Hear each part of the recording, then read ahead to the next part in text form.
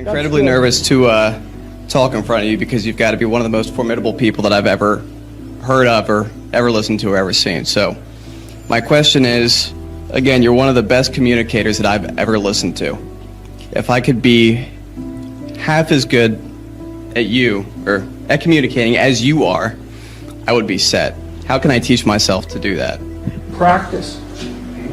You know, really, like, well, there's a couple of things. Helps to read a lot. It really helps to write. So if you want to make yourself articulate, which is a very good idea, then not only should you read, but you should write down what you think. And if you can do that a little bit every day, 15 minutes, maybe you could steal 15 minutes and do it every day.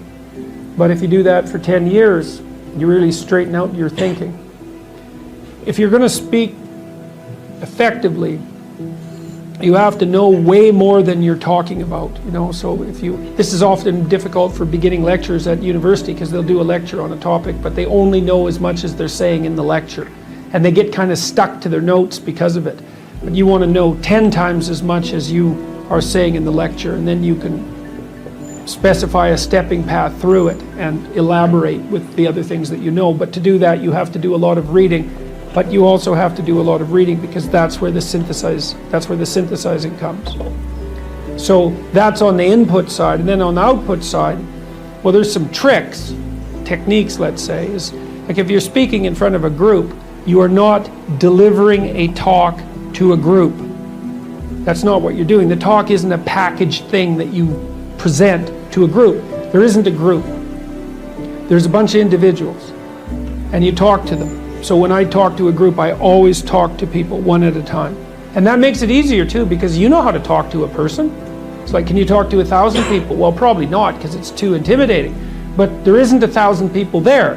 There's 1,000 individuals. And so you just look at an individual and you say something, and you can tell if they're engaged. They look confused, or they look interested, or they look angry, or they look bored, or maybe they're asleep, in which case you look at someone else. And they give you feedback about how you're doing. And so one thing is to have something to say, yeah, but the next thing is pay attention to who you're talking to. Because unless you're very badly socialized, and that seems unlikely in your case, because you present yourself at least moderately well, and well, I mean, I don't know you very well, but on first sight, you're doing fine. So the probability that if you pay attention to the individuals that you're talking to, that your natural wealth of social skill will manifest itself is extremely high. And so you don't deliver a talk to an audience. That's a really bad way of thinking about it. You're actually engaged in a conversation with an audience. Even if they're not talking, they're nodding and shifting position and looking like this, and you can pull all that in and use it to govern the level at which you're addressing the entire audience. The last thing I would say is, well, having the aim to be a good communicator is a good start. And you think, well, I could buttress that to some degree. Well, there isn't anything that you can possibly, this is the whole point of a liberal education, there isn't anything that you can possibly do that makes you more competent in everything you do than to learn how to communicate. I don't care if you're going to be a carpenter. I mean, being a carpenter, by the way, is very difficult, especially if you're a good carpenter. But if you're good at communicating as a carpenter, you're like 10 times better as a carpenter. So, and this is something that the liberal arts colleges, I think, I don't know if they've forgotten it, but they don't do a very good job of marketing. It's like, well, what's the use of a bachelor's degree, a Bachelor of Arts? It's like, well, you can think, you can write, you can speak, you've read something. It's like, the economic value of that is incalculable. The people that I've watched in my life who've been spectacularly successful they have skills. Clearly, that's a minimum precondition. But they're also very, very good at articulating themselves. And so whenever they negotiate, they're successful. Well, that's kind of like the definition of success in life, right? You negotiate and it doesn't mean you win. Because if you're a good negotiator, if you're a really good negotiator, everybody walks away from the negotiation thrilled. And so then people line up to do things with you. So, and that's all dependent on your ability to communicate. Read great books. Really, man. You've got this 4-year period that has been carved out of your lives by society. It's given you an identity, like a high quality identity, and freedom at the same time. And you're not going to get that again in your life. You've got a respectable identity, university student, and complete freedom associated with that, or as near as you're ever going to get. And you've got these unbelievable libraries that are full of the writings of people who are intelligent and articulate beyond comprehension.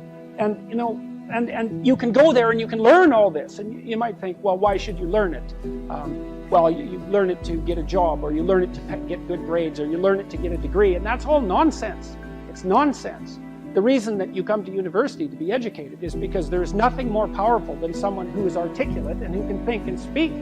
It's power, and I mean power of the best sort. It's authority and influence and respectability and competence. And so you come to university to craft your highest skill, and your highest skill is to be found in articulated speech. And if you're a master at formulating your arguments, you win everything. And better than that, when you win everything, everyone around you wins too.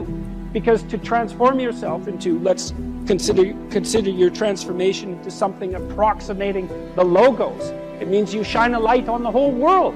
Well, there's nothing more exciting to do than that. There's nothing better you can possibly do. And to think that you're coming to university to be, trained to have a job, it's like, great, that's a hell of a lot better than being unemployed and covered with Cheeto dust while you're snacking away in front of your video game in the basement. But it's not and I don't have anything against video games, by the way, but but it's hardly a triumphant call to being in the world, and that's what university should be calling forth. It's like, God, you people, I know what Harvard students are like. I taught here for 5 years. You people are spectacular. You're spectacular. You're all capable of being world beaters. You transform yourself into something that's articulated and sensible and grounded in history and knowledgeable and wise, man. You can do anything you want, and hopefully anything you want for good. Because if you have any sense, everything you want to do would be for the good, because there's nothing more compelling or meaningful or useful in combating the tragedy of life than to struggle with all your soul on behalf of the good. And the universities have forgotten that. It's why everyone's bailing out of the humanities, and they should. The humanities are corrupt. And they're corrupt because they're not telling students this. It's so bloody obvious. It's like, learn to think, learn to speak, learn to read. It makes you a superpower, an individual superpower. You have and I don't understand why that isn't just told to students. It's not that hard to understand, and everyone wants to hear it. It's like, really? I could do that? I could do that? It's like, yeah, really, you could do that. And the whole society around you has labored for really thousands of years to provide every single one of you with this spectacular opportunity that you have while you're undergraduates and graduate students here, man. Everyone's just praying that you would come here and manifest everything that you could manifest. And that's what you should be doing, instead of waving placards and complaining about how you're oppressed, for God's sake. You see these Yale students complaining about their oppression. It just leaves me aghast. It's like, well, we're against the ruling class. It's like, no, you're baby ruling class members. You're young.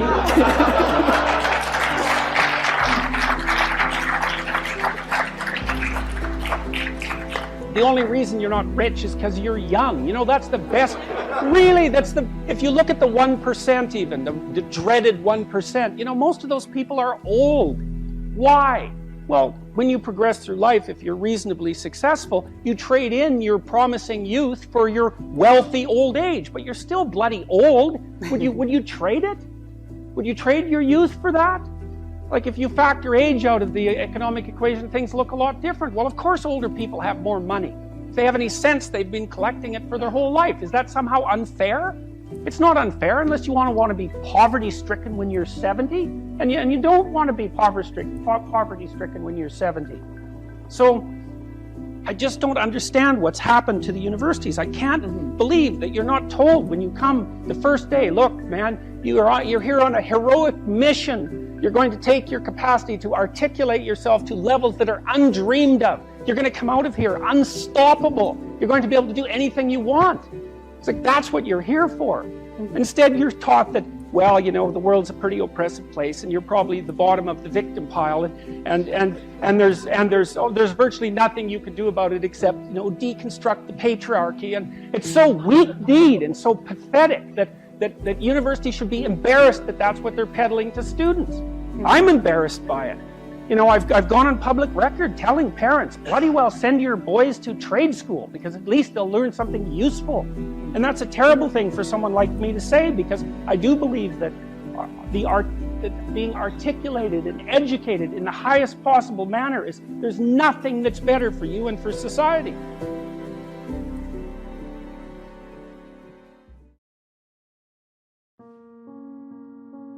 Take a bit of a look at yourself and think about what's not so good that you could improve, that you should improve by your own standards, and that you would improve, you know, and set yourself a little goal.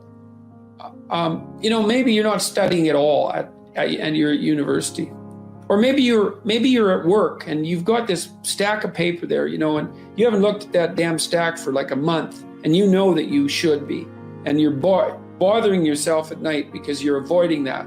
It's like, maybe think, well, I've avoided that stack of paper completely for 1 month. I'm quite a coward when it comes to whatever snakes might be hidden in that stack of paper. How about tomorrow I just put that stack of paper in front of me on my desk, and I glance through it for 15 seconds. See if I can do that. It's like, well, you set yourself a goal of improvement. You know, it's a humble goal, because really, are you such a coward that the best that you can bloody well manage after a month of avoidance is 15 seconds of exposure to a stack of paper? You know, it could easily be. You've been avoiding it, so you're obviously afraid of it, and so the situation could be that dismal and dire, and you might think, well, geez, it's no balm to my ego. It's not fostering the strength of my ego to recognize in myself someone who could only withstand 15 seconds of exposure to that thing I'm afraid of. And so that's a form of humility too. It's like, there's things you could do to improve, and you know what they are. And there's small steps that you could take, that you might take, that would put you in that direction.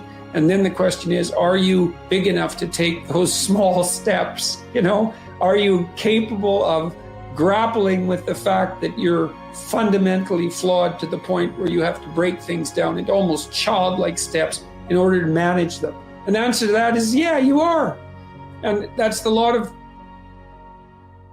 I don't know if it's the lot of everyone. Most people have things they avoid, you know, and they're afraid of. So I would say to some degree, it's the lot of everyone. People vary in the degree to which they've conquered that. And you do meet people from time to time who are extraordinarily disciplined. But most of the time they've got disciplined in exactly this manner. It's through slow incremental improvement. And then you challenge yourself. It's like, well, could I do this? That would be better. And you find out. And then you think, well, is there something slightly larger and more challenging that I could do that would be better? And you try it and you find out. And as you try it and you find out, generally you get better at it, and you can take on larger and larger challenges. In any case, people do waste a lot of time, and they also act counterproductively a lot of the time. Regardless, we do make progress, and we can thrive under the difficult conditions that make up our lives, and we can resist the malevolence that entices us. That's within our power, and we don't know the limits to that. And we also know that it's better to, we all know this, that it's better to live courageously than cowardly. Everyone knows that. That's what you teach people that you love.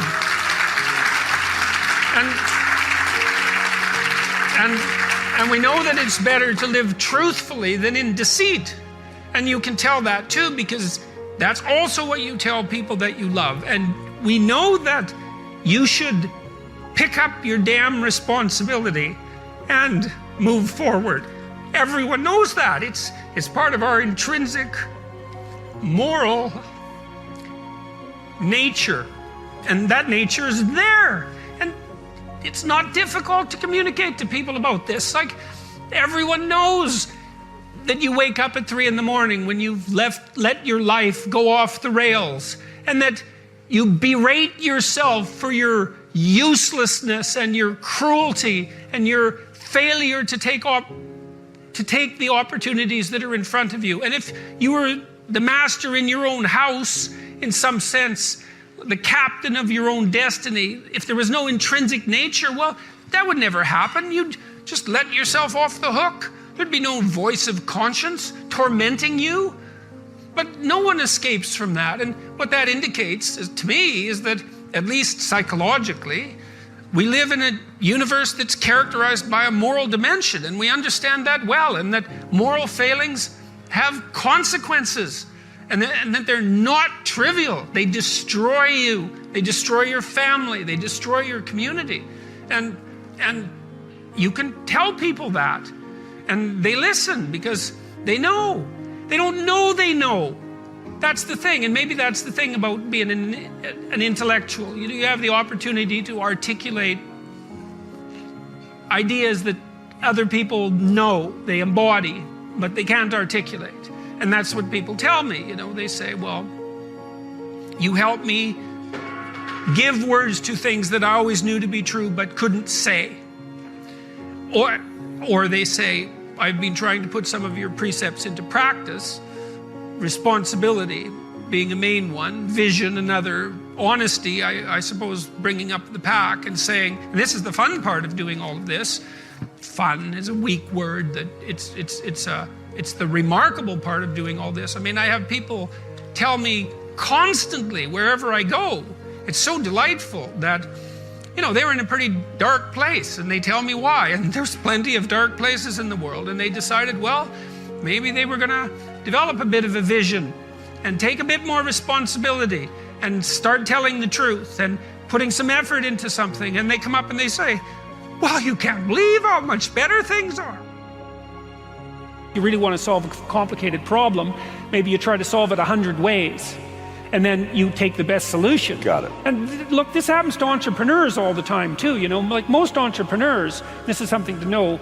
Well, most entrepreneurs, most creative people fail at producing their creative product and monetizing it, right? So your default position, if you're a creative person, is you're going to fail. And that's because it's hard to come up with something new, and it's hard to present it to the market at the right time, and it's hard to market it. Like, those things are really, really difficult.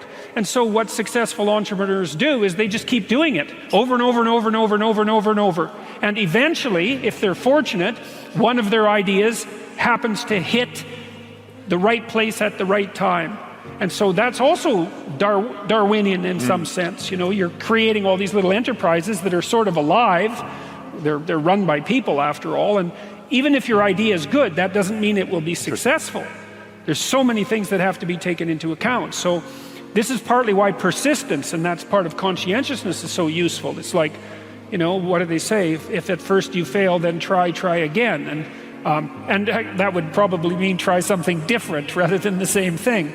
But persistence is helpful because it enables you to run many, many experiments. And you need to know that the baseline is failure. It's important, because otherwise you'll blame that on yourself.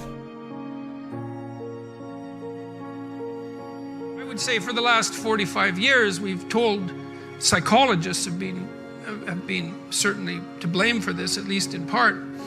You're okay the way you are. That's what we tell young people. Oh, you're okay the way you are. It's like, and there's nothing worse than you can tell someone who's young than that, especially if they're miserable.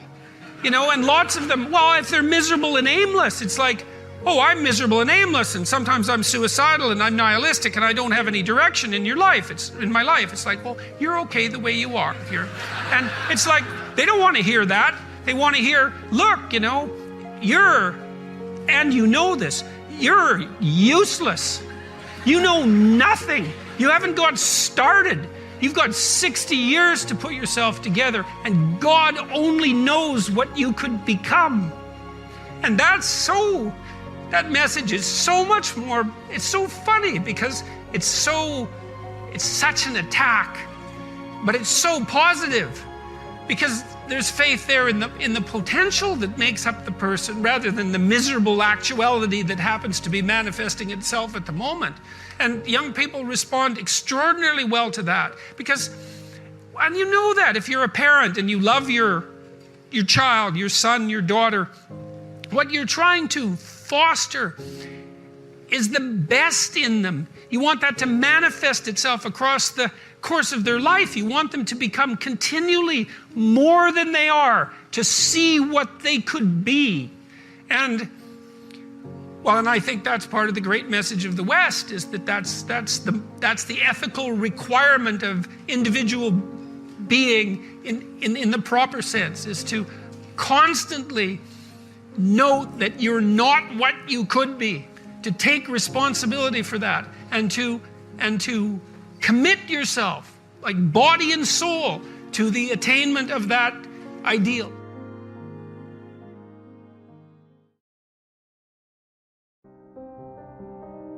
The first thing I think you need to understand is that you're a little better. That's a good thing. And you know, no doubt there are some things that you could improve. You know, if you sit and meditate for any length of time about more than you were when you went in. And that's happening at a small scale. Every time you learn something, you know, if you ever really learn something, it's usually painful.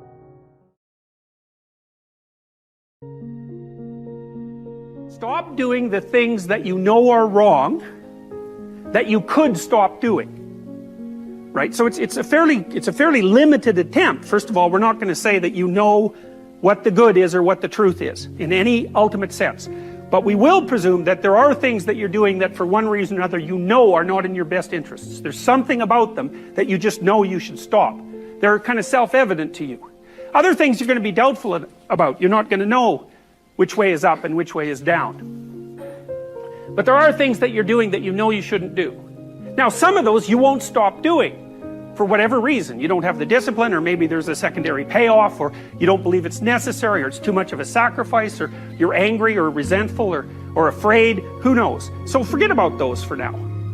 But there's another subset that you could stop doing. It might be a little thing. Well, that's fine. Stop doing it and see what happens. And what'll happen is your vision will clear a little bit. And then something else will pop up in your field of apprehension that you will also know you should stop doing, and that you could stop doing, because you've strengthened yourself a bit by stopping doing the particular stupid thing that you were doing before. That just puts you together a little bit more. And you could do that repeatedly for an indefinite period of time. And you know, that doesn't necessarily mean that you're going to ever be able to formulate a clear and final picture of what constitutes the truth and the good.